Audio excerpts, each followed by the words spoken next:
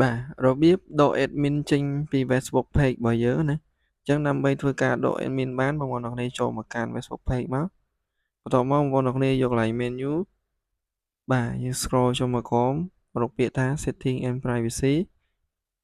បាទបន្ទាប់មកទៀតបងប្អូនទាំងគ្នាយកកន្លែង setting បាទបន្ទាប់មកយើង scroll ចូលមកក្រោមបាទយកកន្លែងពាក្យថា page setup កន្លែងរូបទង់ជាតិហ្នឹងបាទបងប្អូនទាំងគ្នាធ្វើការចុចលើហ្នឹងមកបាទមកដល់កន្លែងនេះបងប្អូនទាំងគ្នាយកកន្លែងទី3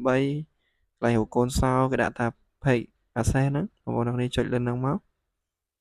បាទបន្ទាប់មកបងប្អូនទាំងគ្នានឹងឃើញ admin នៅក្នុង page របស់យើងហើយអញ្ចឹងបងប្អូនទាំងគ្នាចង់ធ្វើការ remove admin មួយណាចេញបងប្អូនទាំងគ្នា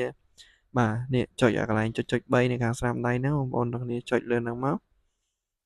បាទយើងចុចលើហ្នឹងមកបងប្អូនទាំងគ្នានឹងឃើញកន្លែងបាទនេះកន្លែងគេដាក់ថា remove from page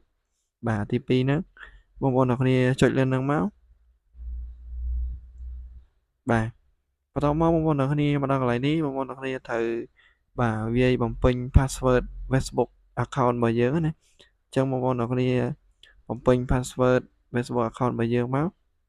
បាទឥឡូវខ្ញុំសុំទៅយក password របស់ខ្ញុំបន្ទាប់មកខ្ញុំ copy paste ហ្មងបាទហើយខ្ញុំចុចកន្លែង confirm បាទយើងរងចាំបន្តិចមកវានឹង remove ឲ្យយើងបងប្អូនឃើញអត់ឃើញបាត់ admin យើងមួយហ៎អញ្ចឹងដល់របៀបដក admin ចេញគឺមានតែប៉ុណ្្នឹងទេបងប្អូនទាំងគ្នាជួបខ្ញុំនៅវីដេអូក្រោយទៀតអរគុណសូមជម្រាបលា